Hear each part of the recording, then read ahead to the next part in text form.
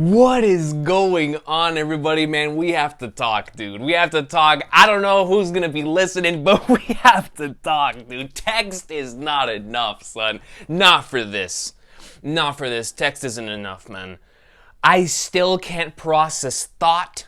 I don't even know what this is going to be, but I just need to have a conversation here, man.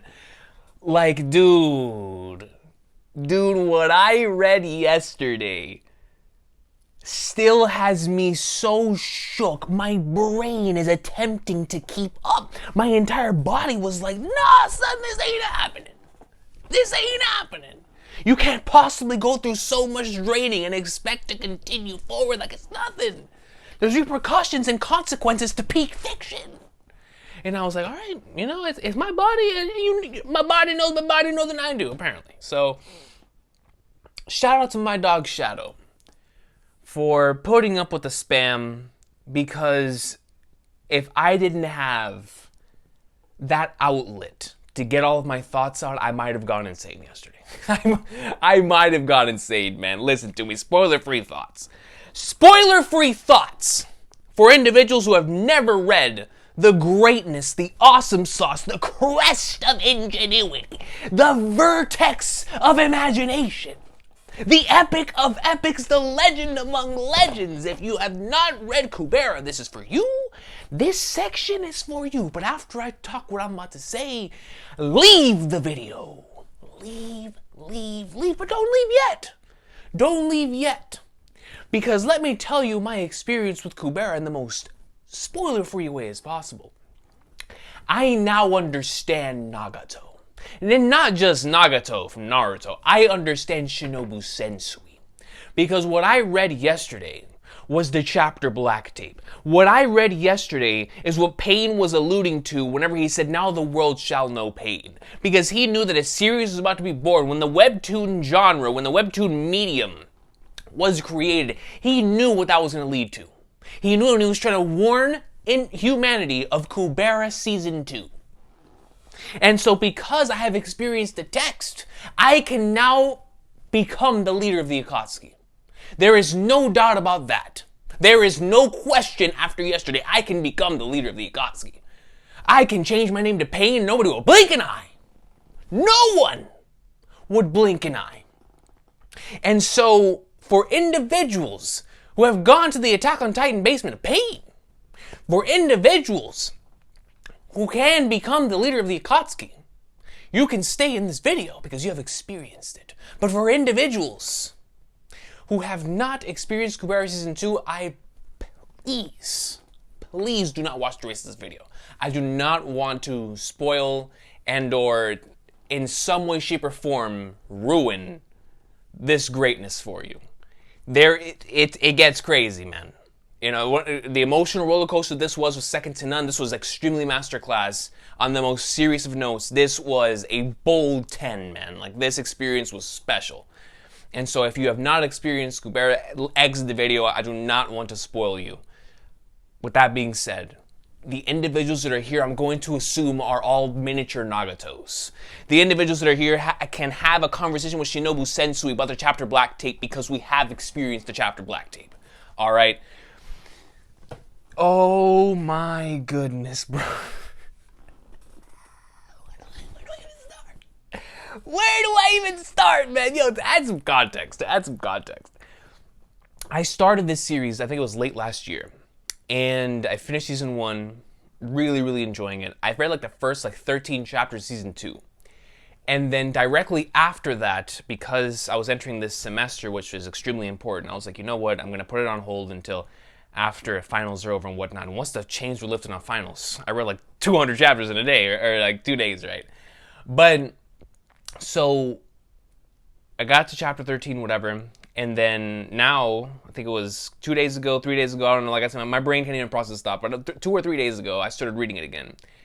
And I'll tell y'all, bro, I think it was from the moment that Lise grew into a 10-year older version of herself, thanks to the Hatayama stuff.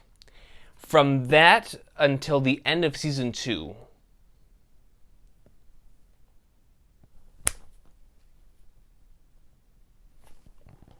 That's why I'm here.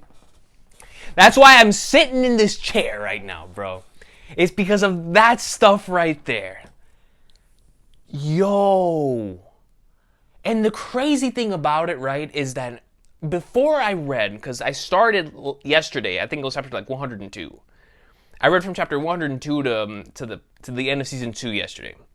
And when I started yesterday, the night before, I was just so, like, Lise as a protagonist spoke so much to the greatness of this series, because throughout all of the incredible and interesting POVs that this series has to offer, as complex and as insane as both the internal and the external conflicts are in all those POVs, I always found the honest and raw internal conflict of Lise to be extremely, extremely fascinating and very compelling. And so as we continue on through the series, every time that we got to see her have moments like that, like she's had throughout the entire season 2, attempting to hide her own feelings in order to protect other individuals, or herself. Well, most of the time it was for other individuals, but there was a piece of that was like, hold on, man, you know what I mean? And so she's an excellent protagonist, and I was like, I can really, really vibe with this. Like, I'm really liking the way that this series is going about all this.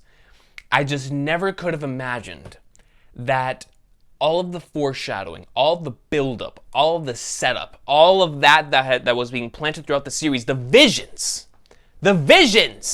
that we kept seeing. Oh, speaking of visions, dude. Oh no,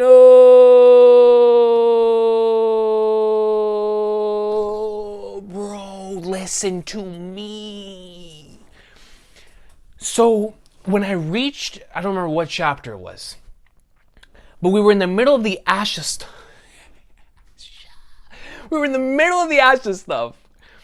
And we started off one of the chapters with the same exact way that we started the beginning of season 2. And I don't know how I remembered that, because I read that back in like January. But it came to me, and I had a shout. I was like, is this the beginning of season 2? And so, because, you know, it shows Lise with the dress and the promise to me, and I was like, hold on, wait.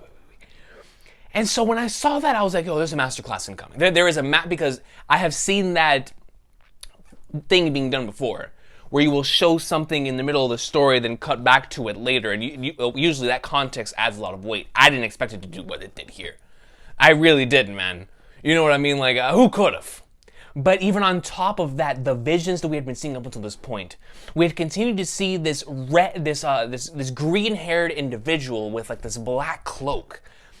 The entire series up until this point, and I was like, who in the world is this character? Like, who in the world is this character that we keep showing? And I thought it was somebody from the past. But no!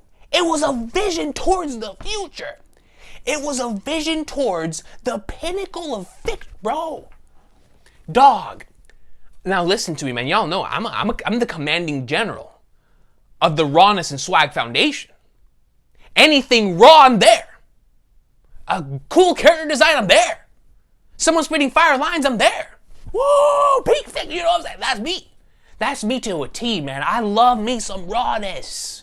Especially when the character design matches. I'm all for that. Right now, Lise has one of the most fire character designs ever. And what accompanies that? Pain. It's like I want to love this form so much, but I know what accompanies it is pain, yo. I know what accompanies it is pain. The fact of the matter, that cloak is the thing that is keeping her from feeling alone. Thanks to my dog Utah. And shout out to the Utah and Lise dynamic, because that thing goes hard, bro. It is beautiful. But it is so heart-wrenching. It's filled with so much pain, man. Like, every time I see those two characters, I just want to hug them. I want to hug everybody in this series. You know what I mean? Like, it's crazy. It's crazy, man. It's crazy, dude. And Asha, bro, I don't even know where to begin. I don't even know where to begin, dude, because it's like, this entire thing was born from that one stretch where Asha's just, the insanity's happening there. And it's like, hold on, bro, hold on. Like, Dog, from the moment that we found out the truth that Asha's actually hunting everybody with the name Kubera, it changed my entire perspective on the series. Up until that point where I was like, that can't be right. But then the more I thought about it, I was like, bro, it can be right. And then I personally had my own Lee's moment where Lee's was like, yo, you've changed. And that's just like, dog, I've always been the same. I've always been the same. The situation has always been the same. You just have context now. That's it. And I was like, yo, that's facts. Because this entire series, through every POV, this story has been leading towards this point. We just didn't have the context. We didn't have the context. And so through all the multiple POVs, as we continue to see, like, oh, bro, like, shout out to the Maruna and Sympati stuff and Golden Dragon greatness, where I was like, what in the world is going on over there? And Yuta and the Jatayu stuff, like, sweet Flagnars, man. Yuta, bro. Yuta! So, and then Kubera, Golden Kubera. No, that was crazy. But like all those different things. But the entirety of season 2 was leading towards the mixing of the external conflict of what's happening around the world with the internal conflict of Lee's, as they're culminating into this massive explosion that is from emergency onwards. Emergency.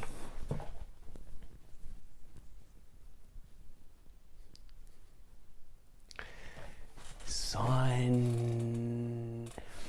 when Lee's got into the escape capsule and Asha moved towards, and you saw the smile, and she said something that we didn't hear for a couple chapters.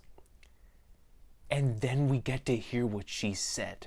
But before that, we find out through Lee's eyes the truth.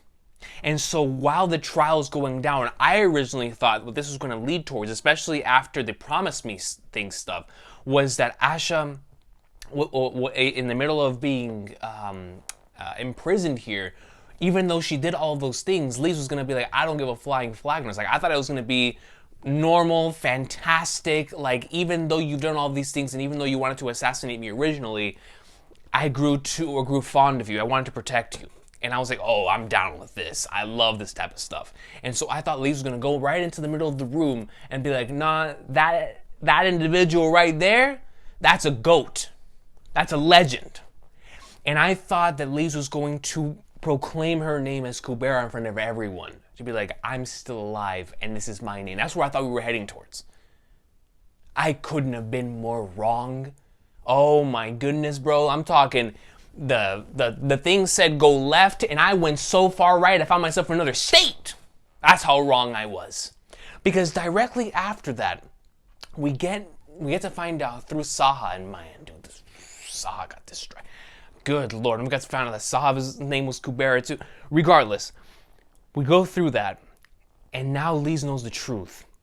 And I'll tell y'all what, man, from the moment that we got those like Hunter x Hunter type panels of her just looking down at the truth, her brother still being alive, all this stuff about Asha herself, and all this just compiling on top of the fact that no one wants to listen to her. And I love the consistency in that. That from the very beginning of the series, all she wanted was for somewhere to be there for, so that she wouldn't feel alone. That's why she was always so attracted to Asha, because it feels like Asha would always be that one foundation, that one individual that would always be there, no matter how it is that Asha treated her. It's like that comfort in knowing that someone was there with her was enough. She didn't even have to be nice to her. And so you get these moments where she finds out the truth and you just see that she snaps. So much so at the end of that chapter, she looks back and there's a completely different look. And when I tell y'all, I was already up, I was ready to go. I was like, nah, man, this is crazy. This is crazy, because you can only take so much, and we've learned that throughout the entirety of the series, throughout the entirety of Kubera, is that there's so many characters that have shown that they can only go through so much before they snap, right? Like so much, and I love the parallels between Asha and Lee's in that regard. Especially, I still can't believe we even got Ash's past. Like I still can't believe that. But I love the parallels that were showcased between those two. But we get to a point to where then Mirha goes and is attempting to be there for Lise, but it's already gotten to the point. So because no one has wanted to. It's like Ron chasing after Rana. That's another goat OTP. Agni and Brilith, goats. You know what I'm saying? Nothing but goats right here. But you know all that stuff. But so Lise is attempting to talk to so many people, and no one listens. And so when she goes, and then we remember what Asha actually tried to do that one time, whenever she was standing in front of Kubera, or in front of, well, that's true, but in front of Lise. And so, because at the time, you're like Lise, you're like, what? But you're standing on top, you get to see the hand motion like this, and you're like, there's no way. But then you never get, you're like, okay, all right. You're kind of like Lise. You're like, all right, maybe it didn't happen. Maybe it didn't happen. And so when we get to see that she truly did not only just see exactly what Asha said whenever the capsule's coming down, the escape pod was coming down, but also what happened initially. And so it's like now we had a 100% confirmation that she was trying to bury that deep within her soul. Being like, yo, because she even said something within that same chapter. And I have it pulled up right here. This line right here, you were wrong about that, Mirha. I remember the moment when Asha was about to, and I was like, dog, the look on her face, I was like, everyone's gonna snap, dog. It's crazy. And so this line right here perfectly showcases exactly why I love Lisa's character.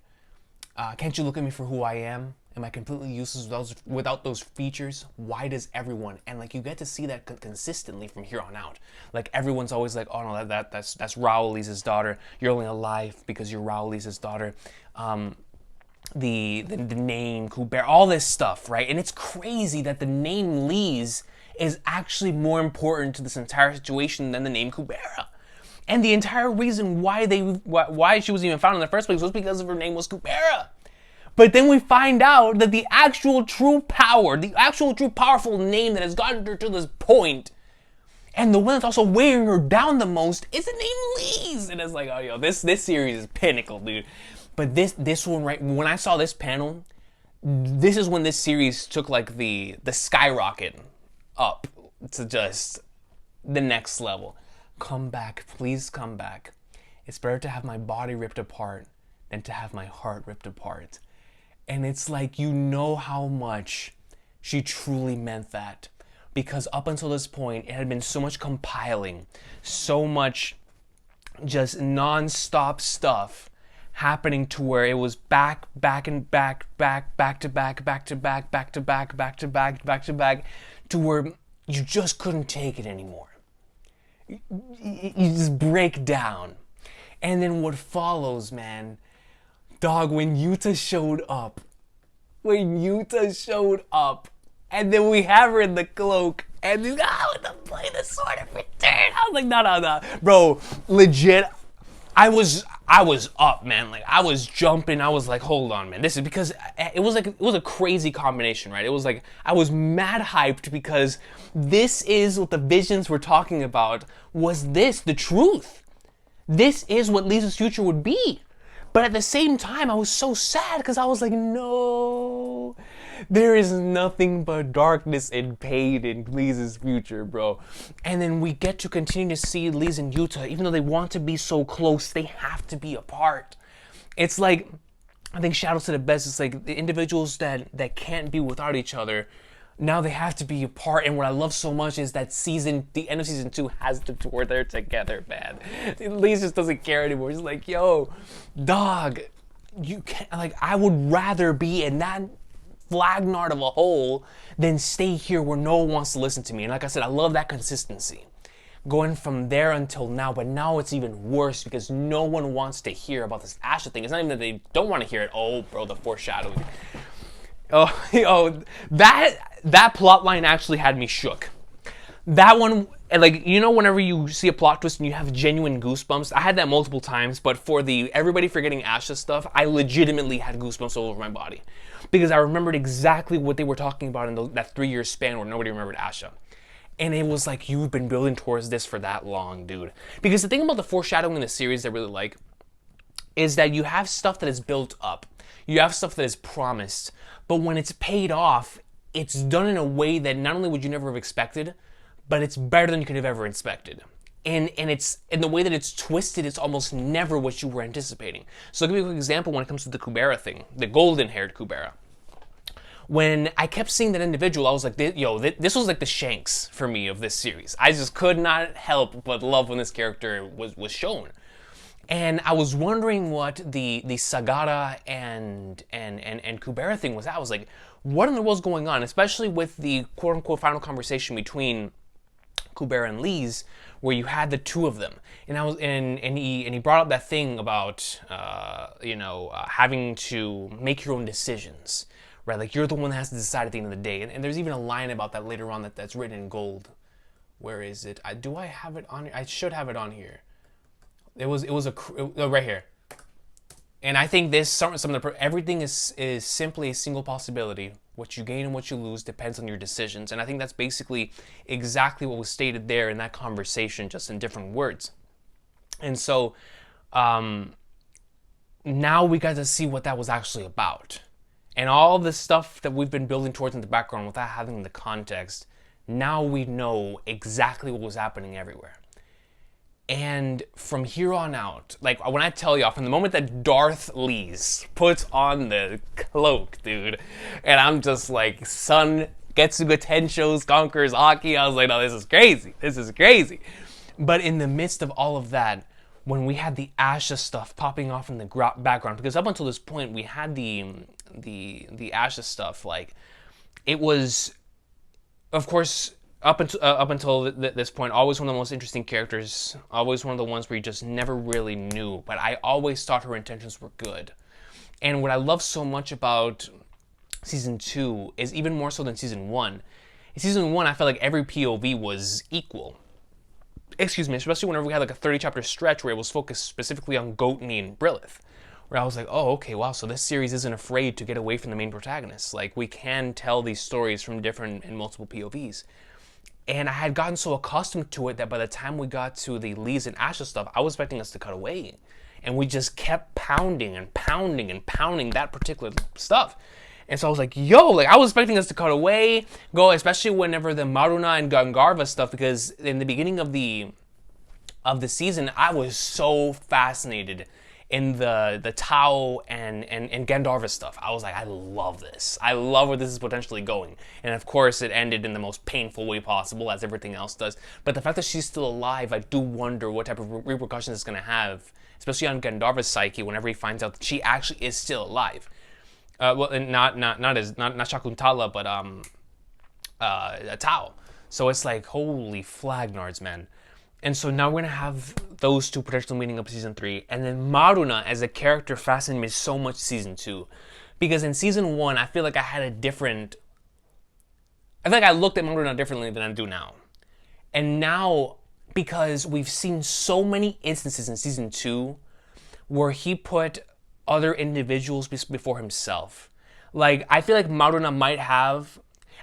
the crazy part about it, when I talk about these parallels, is I feel like Maruna's the only individual in the series right now that could truly understand. I mean, besides Asha, of course, because she actually lived through it. But it feels like if Maruna and Lise were to actually have a conversation, like, that conversation would be so incredible. But I know because of the way the series goes, it's not going to happen. But the reason why I'm saying that is Maruna has such a massive heart that we've seen throughout the entirety of Season 2, where he's willing to do certain things. Because you got to think about it, right? In the Sura realm, as Yuta has stated multiple times, things are different than they are with the humans. So it's like, for them, these acts aren't seen as these massive criminal acts in the same way as for them. For them, it's all about survival, right? In that regard. And so, but in Maruna's case, even with all of that, you still see him lying to protect his brother, even though there was still that bit of like, man, for the betterment of everything, but still like, nah, I'm gonna protect my own. Going off when he's supposed to be in the middle of a mission to go help out his boy in Gandharva, and all of this stuff. It's like Maruna's heart was so big, and we got to see even a little bit of his backstory too, and you get to see exactly what makes him this way. And to where even the person who has caused him so much pain in Samfati, he finds value in her so much so that he was like, nah, I want to save her. I want her to be good. And I was like, yo, this dude is like layered beyond layers. And I feel like everyone in the series has so many layers to them. But Maruna in particular just had me extremely fascinated by the way that he was executed in Season 2 in comparison to Season 1. And I'm pretty sure, because I don't even remember a lot of stuff from Season 1 at this point because it was so long ago, but I remember in Season 1 I had a different type of take on the way that his character would be taken. Because he did seem like one of the main protagonists in the series in POV-wise, and we just spent so much time with him. It felt like we didn't spend as much time with him in Season 2. But even with that, I feel like I came to appreciate him way more as a character in Season 2. And I absolutely loved it. Like, so many layers. Like I said, he has a massive heart. And you could see that through so many different instances. And I'm looking forward to seeing where, because in the afterword, it was focused on the Maruna and Gandharva stuff. And so I look forward to seeing where that takes us in Season 3 and whatnot. But listen, man. So many things, like I said. So many things taking place. Anything with Goatney and Brilith is automatically a 10. I mean, I love those two. But that entire final stretch with Lise, Yuta, and Asha specifically. Asha as a character, you know, there's things that recontextualize the beginning of a story to where now I'm pretty sure whenever I go back and reread this, I'm going to be losing my mind just because of all the different things that have been put into place and how meticulous this author... I don't know how this series was written weekly. I honestly don't. I don't even know if it is weekly. Is it weekly? If it is weekly, then I don't know how it's done. Because the amount of meticulous planning that was done here is absolutely insane. And so this reread's going to hit whenever I end up doing it. Because it was already hitting whenever I was just looking back at the flashbacks that were shown after Asha's backstory. And we saw that everything that had been leading Lise up until this point. So, the Asha stuff, man. I'll tell y'all what, dude. Because the thing is, because of my love for these types of characters. But to the very end, I was like, there's no way that that the Asha and Lise stuff does not get like resolved here. I was like, this stuff is going to end Season 2, and we might get them like a really emotional, heartfelt moment between the two of them, and things will be all right. I felt that way until I saw their reunion scene again. When you get to the reunion, when Lise gets to Getsuga Tensho, Asha completely cuts off the hair, and I love the meaning behind cutting off the hair, the resolve, and going back to the flashback stuff with context. But right after the Saha stuff and Lorraine, oh my goodness, dude, that stuff was crazy, especially when she came in on the car interrupting the whole thing. But with Asha, whenever they met up again, and you get to see them have that conversation once more. And even in the midst of that, you get to see just how broken Lise is up until, now. Like, now Lise has been completely broken to the point to where Ash is saying everything that she is. And Lise is still like, she's the only one here. Like, dude.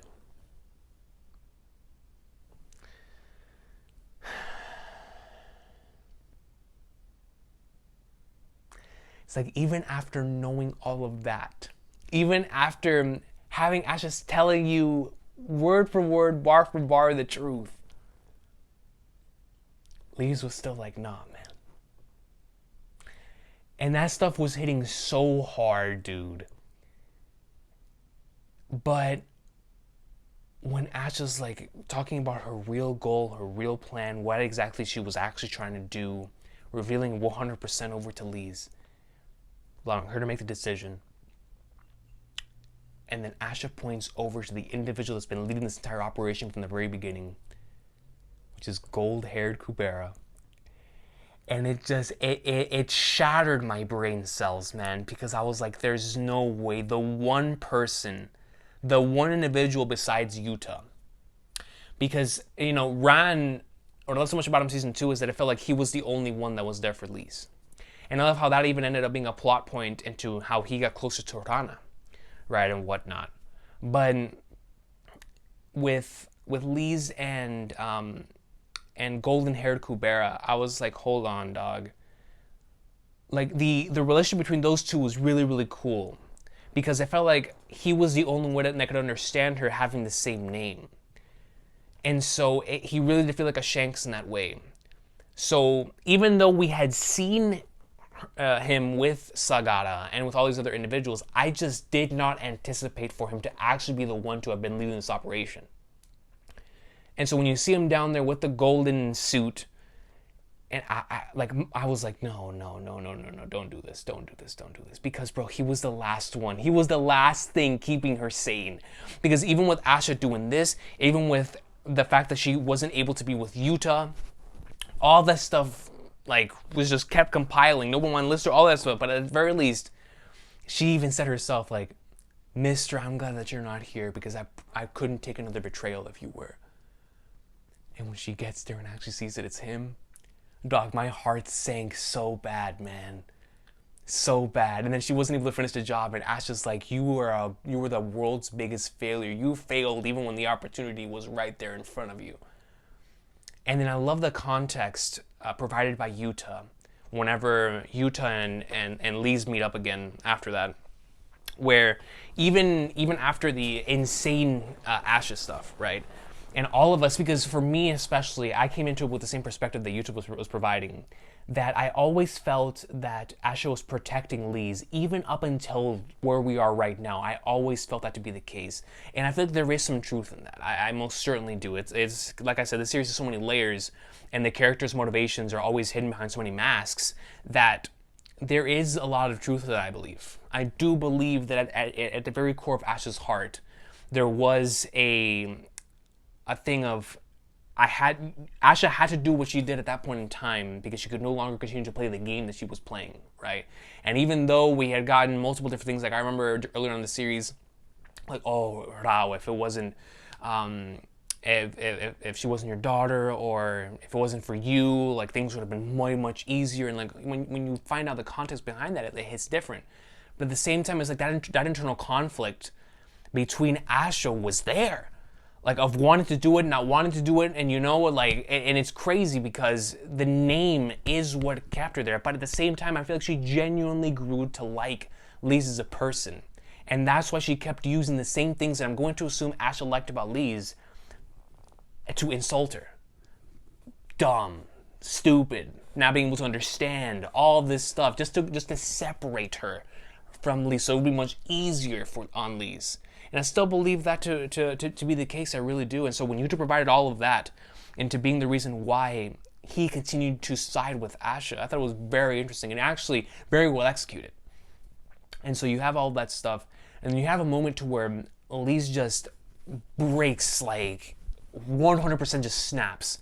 So much so that she just couldn't take it anymore. When Yuta kept spouting all that stuff, she was like, and she goes and tries to attack Yuta. I was like, yo, you can only handle so much garbage, bro. You can only handle so much. And it was a consistent theme in that regard, right? But I was just like, man, dude. But the parallels between Asha and Lise left me so mind blown. Because from the very beginning, you understood why it was. And this is why I truly do believe that what Yuta was saying was factual, in regards to the internal conflict that Asha was having and wanting to protect and also wanting to kill. Because when you get to see Asha's backstory, that is a really, really painful backstory, man. Like it really is, because you get to see how things would have been different through Lise. And now even Lise herself has been led down the path that she is on because of Asha. Literally because of Asha. And so I really do wonder what happened with Asha and Rao. Because we still didn't get that particular part of her backstory. And so, because we know what happened in regards to the how it happened, right? Like we got to figure out the backstory, but we don't know the true relationship between Rao and Asha. And so I really hope we get some of that season 3, because I do think it's gonna be a really interesting new layer to add to the entire thing. Because do you know how deep it has to go for you to hate someone with your entire being, and the only reason why you have not taken them out is because they are Jing's daughter? Like, that relationship must have been really special between Rao and Asha. And we even got to see little bits and pieces of that, like I said. And like, even before she ever drew breath, or even as she was just starting to draw breath, in talking about Lise, Asha already despised her. And it was like seeing that within the flashback, and then you get to see this, bro. I thought it was golden-haired Kubera when I first saw the one with the little kid giving the flashback, when I was actually Vishnu, and I was like, oh my goodness. And then when you think back to the importance of that name for building up so many things in the story up until this point, everything just started making so much sense, bro. Like, especially down to people's names. And that's also a consistent thing. Like, with Yuta and Chitayu, Lise, Kubera, like so many different things with the power of the name. People hiding their name. Regardless, the Asha stuff really left me mind blown, because I was like, hold on, man. If she would have just taken a different decision, none of this would have happened. But because from the very beginning, you saw exactly, and there's a lot in her flashback that really hit close to home. Right? Like, you can only take so much until you want to become the greatest at something, because you just see yourself consistently being not only just compared to others, but belittled for it as well. And then even whenever you attempt to show the very same compassion everybody wants you to show towards others, they still belittle Asha in front of her mother. And it was like, man, and then to see that her entire village was annihilated the same way that Lise's was. Oh, man, dude. And this series is special, man. It's crazy, dude. Like, the parallels in so many different POVs. But especially that one, man. Like, just knowing, like, especially when you get out the flashback and you see Asha talking about that exact same thing. Like, yo. Like, she understands better than anyone, man. She's the one that set her off on this path to begin with. Like, it's up to you whether this individual's entire life is going to become an utter just, oh, man, dude, just eternal pain. And it's like, could you imagine Asha in the middle of this mission actually growing to actually enjoy this person, right, in Lise? Actually coming to appreciate Lise as an individual, as a friend, all of that. But she's still in the back of her mind, whenever she goes to bed every single night, knows exactly what's going to happen to her, because she saw it. She knows the path that she has taken has already been set in stone. This individual's future has been stolen because of you. Do you know how much that would have to wreck you? Like, you're either going to take this individual out, or you're going to make yourself suffer eternal pain. It's like, you would have to distance yourself from this person. Like, it's you would have, like, you would lose your sanity if you didn't. And that's why I find the Asha and Lise conflict to be so fascinating. Because Lise does not want to let go, and to me, Asha feels like if she doesn't let go, she's going to be the one going insane. That's why she kept distancing herself, and just that conflict right there was so phenomenally executed, to where you take both of those internal conflicts, the mystery behind both characters, and having it combined with the external conflict of all the insanity happening around the world, that it just caused one of the greatest stretches and one of the craziest emotional roller coasters ever, man. that I can't stop thinking about. I can't wait to get into season 2. Like, just looking right here back at some of the stuff from yesterday. Look at Asha right here. Let me see this. Look at this, still in the whip right here. I have no intention of blaming you since I chose the path myself anyway. Man, would the other possibilities you saw in me at the time, the other path that I didn't choose, really have been unhappier than now? Like, even coming to question the path that you've taken. And then right here, we can get to see the flashbacks of the entire series up until this point, and we kept seeing these types of visions, and I was like, who is this person? But I never expected this person to be future Lee's. Because the thing is, right after, so I forgot to talk about this, because the thing that fascinated me so much about the Lee's older plot line was finding out that is how much her lifespan is going to be. So she only has like 10 years to live, basically. And so when I heard that, I was like, hold on. So is this series going to go down a route to where she's going to outlive that lifespan because she's the protagonist? And she's going to go through like a defy destiny, defy fate, that type of stuff? Or are we going down this painful route? And when I saw Asha get hit by this, and the 100% confirmation that she does not have much longer to live, the lifespan according to Lee's could be 3 years. And so, Asha not having much longer to live, I was like, oh my goodness. Both of them knowing that their time is going to come up soon, still progressing forward towards their goals of revenge. And it's like, yo, this revenge story, it's like, it is a revenge story for both of these characters. But the way that it's executed and handled is just so insane to me that it's like, it is without question one of the most interesting revenge stories I've ever read. It is, because for so long I didn't even consider it that. Even while going through season 1, I was like, nah, this ain't a revenge story. It's going to change. It's going to change online. Boy, was I wrong. I mean, I was right, but for the wrong reasons. For the wrong reasons. And so, seeing all of this, man, dude, yo, the whole everybody forgetting Asha thing gave me so many goosebumps, bro.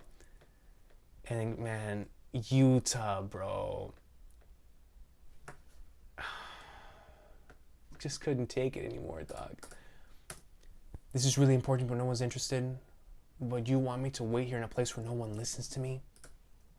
No matter how dangerous that place may be, it will still be better than here, Utah. At least I have you to listen to me. Like, yo, it's gotten to that point. And then Utah's like, even if other people don't really listen to what you have to say, at least. And Liz is like, that's what hurts the most, yo. That's what hurts the most. And this series is wild, man. This series, like I said, right here. And then this was the last time we saw them. So of course we had like that major space battle happening between Kasak and Samfati that I still have no idea what took place there, but I'm going to assume Golden Dragon dubs because we never really got to see what happened. We got to hear what happened, but we didn't get to actually see it. So I'm fascinated on that, and the fact that she was the one who was who took over Utah at the time with the whole Jatuyu thing. I was like, good lord.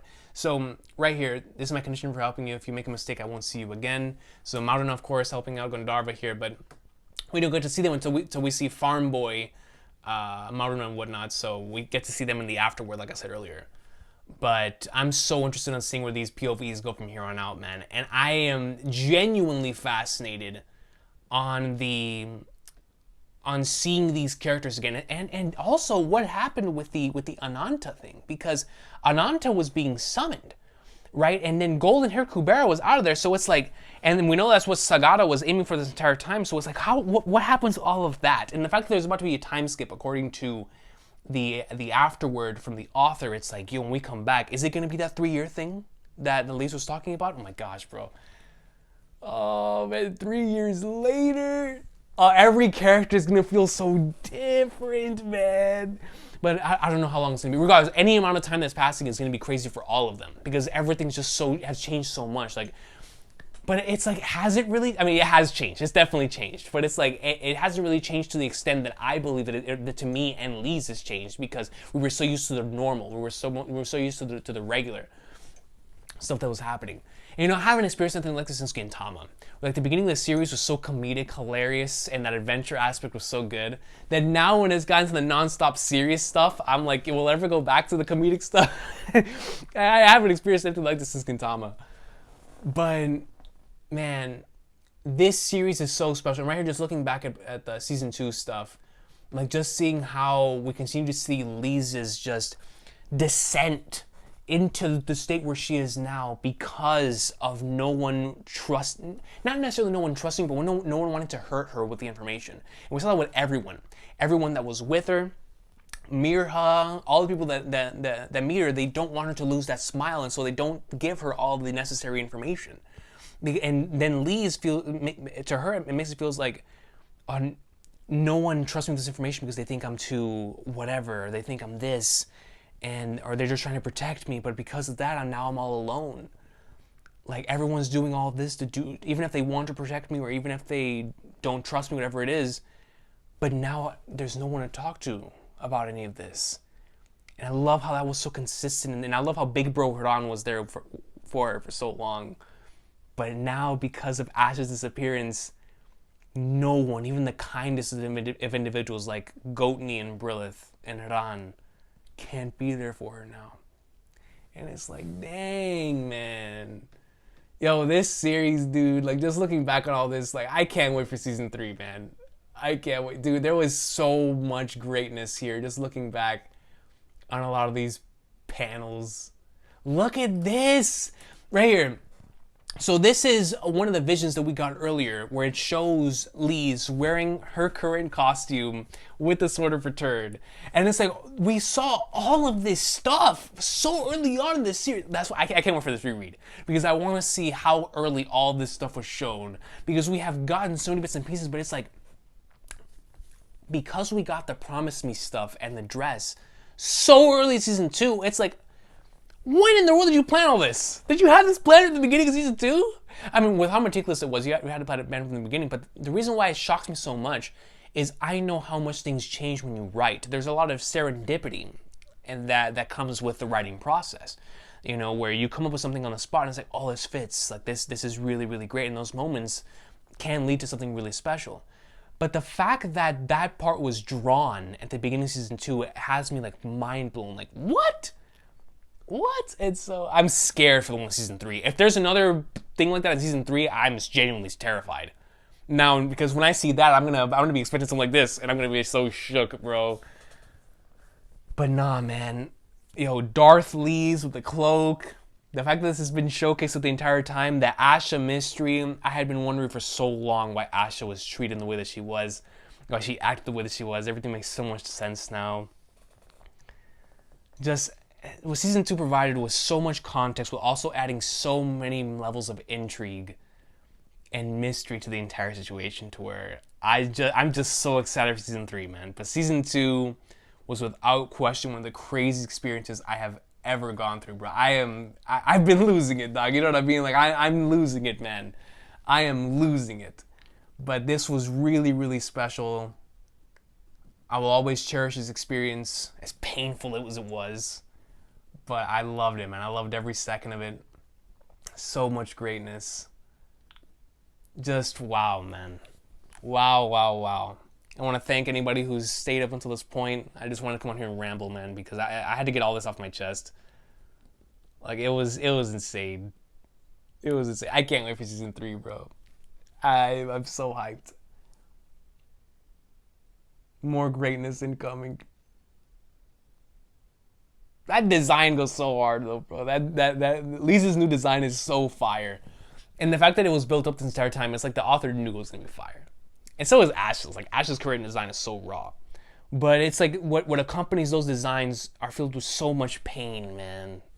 And now I wonder, it's like, what are we even going to see season 3? Because this series is filled with so many interesting POVs that you can stay there for such a prolonged period of time. I don't even know if we're going to start with Lise, right?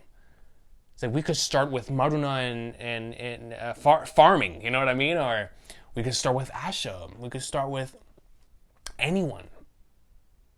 I don't know, man. I'm excited, but yo, this has been season 2 of Kubera. I don't know what this video was. I don't even remember what I said. I just had to talk, man. I just had to talk, bro. This junk was awesome. It was so special. And I loved every second of it, man. Thank y'all so much for telling me to get into the series, because y'all know me better than I know myself. And y'all knew this was going to be peak. And it was truly, truly peak, man. So, Kubera Season 2 greatness. Man. Yo, Lisa and Yuta's dynamic is so special, dude. Like, that's a Hall of Fame dynamic right there, man. It's so good. So good. But I will see y'all next time. Have an awesome day. Man, dude. Let me know if you've read Kubera Season 2, please let me know your thoughts in the comments down below. I would love to. I just need to talk about this series right now. Let me know, man. I'll see y'all. Peace out, yo.